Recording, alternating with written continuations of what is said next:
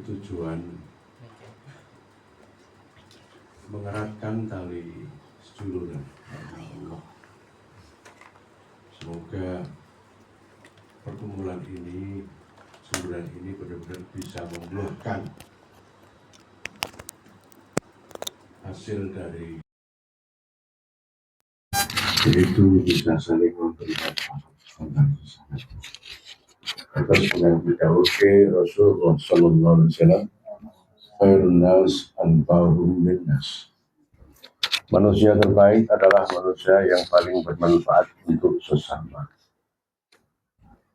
Sebelum bahas apapun, monggo sebelumnya kita mulai menyadari bahwa kita sebagai manusia, sebagai makhluk Allah harus benar-benar bisa meletakkan la ilaha illallah sebagai pedoman yang nyata, sebagai langkah awal untuk meraih kebenaran yang sejati menurut Allah.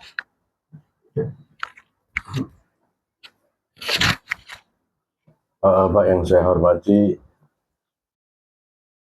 la ilaha illallah, tiada Tuhan selain Allah. Tuhan di sini adalah yang dimaksudkan sebuah zat, bukan hanya nama. Karena manusia hidup, makhluk hidup semuanya bahkan itu tidak bisa bertuhan selain dengan Allah. Semua pasti bertuhankan Allah, diakui atau tidak diakui. Sejak zaman dahulu, sebelum Yahudi, belum Nabi Musa, sejak Adam sampai Nabi Musa, itu Tuhan belum bernama. Zatnya sudah ada sejak zaman dahulu sebelum Adam, cuman belum diberi nama oleh manusia. Ketika zaman Yahudi, itu pun semestinya Tuhan belum diberi nama. Maka Yahudi dilarang menyebut nama Tuhan karena belum diwarai namanya. Mereka menyebutnya adalah Yahweh. Yahweh itu Yahuwah, hai dia. Ketika zaman Nabi Isa, Tuhan diberi nama Allah. Allah itu sama dengan Allah saat zaman Nabi Muhammad. Di lain-lain tempat, banyak yang mengatakan seperti di Jawa sini, Sang Hyang Widi. Itu milik Hindu atau Islam itu? Jawen ya. Sang Hyang Wenang. Atau wong Jawa sing gampange sing kuwasa. Wong Jawa kagak nyebutin sing kuwasa. Itu nama-nama yang diberikan manusia kepada Allah. Tapi zatnya semestinya tetap satu. Zat itu adalah, nak cara menungsono itu fisik.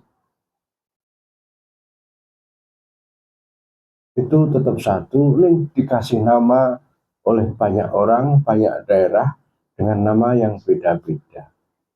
Jadi aslinya Tuhan semua makhluk itu sama, tidak bisa keluar dari zat itu. Bahkan yang ateis pun mereka berkata tidak ada Tuhan. semestinya mereka juga bertuhan. Tapi karena pinter-pinter Gusti Allah, mereka diberi akal yang menciptakan Allah, sehingga seakan-akan dia menuhankan Allah. Dia tahunya akal itulah Tuhan mereka. Tapi yang berperan di balik geraknya akal mereka itu tetap Allah. Sejatinya, ateis pun bertuhan Allah. Hanya saja ateis tidak menyadari bahwa Tuhannya adalah Allah. Itu juga seperti orang-orang yang menganggap wasilah sing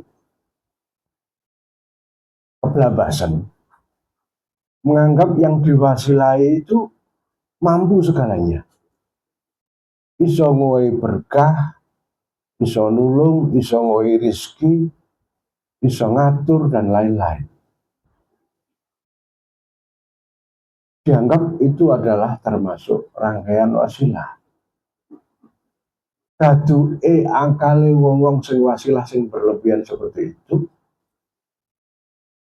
anggite sing kuwasa iku sing diwasilai. Padahal itu juga kekuasaan Allah memberikan kemampuan. Inilah perbedaan dari maksud ayat Allah. Semua manusia, waqadha rabbuka alla ta'budu illa iyyah. Allah sudah memutuskan bahwa kalian semuanya tidak akan menyembah kecuali kepada Allah. Ini keputusan Gusti Allah. Keputusan Allah tidak bisa diganggu-gugat. Hanya saja ada yang menyembah secara sadar, ada yang menyembah secara terpaksa. Yang menyembah secara sadar, mereka tahu bahwa Tuhannya adalah zat yang diberi nama Allah atau Eli atau Yahweh atau Sang Yang Widi atau Sang Yang Wenang atau nama siapapun.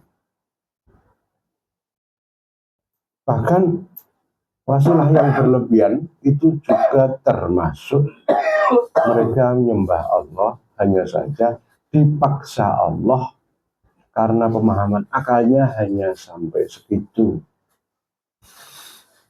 Para penyembah arca, penyembah patung, mbah kuwi patung Dewi Kwantin, mbah patung Lata, Uzza, pahamnya mereka, patung itulah yang bisa memberi pertolongan kepada kita.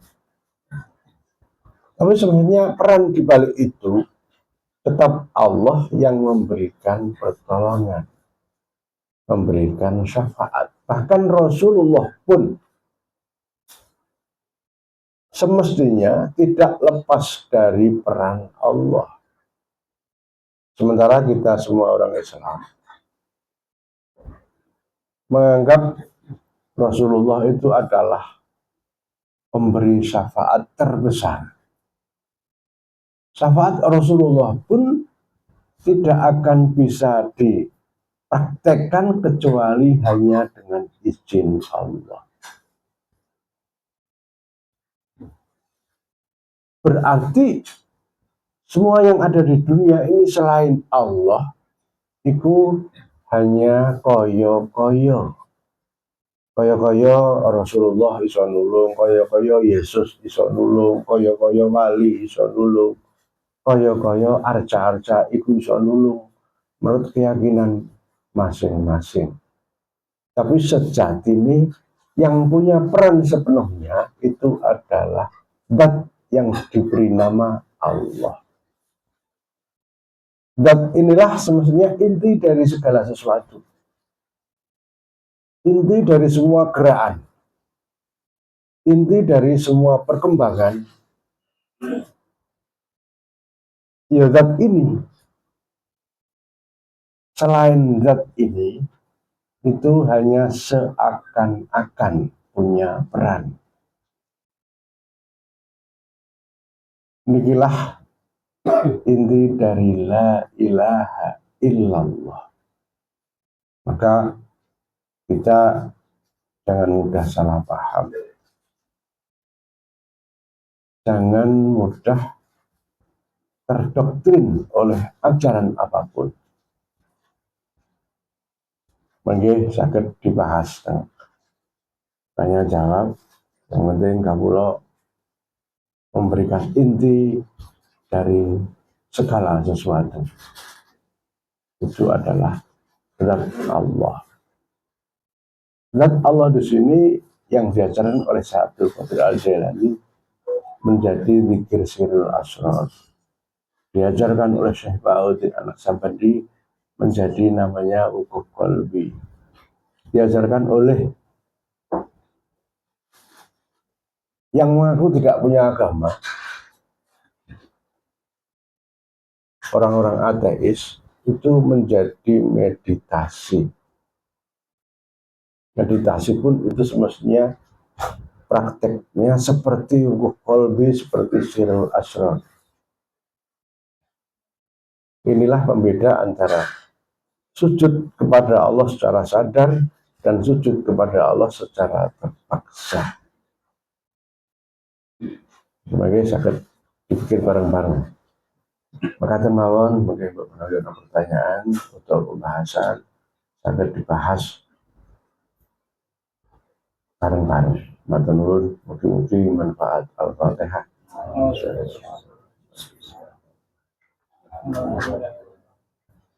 Assalamualaikum warahmatullahi wabarakatuh.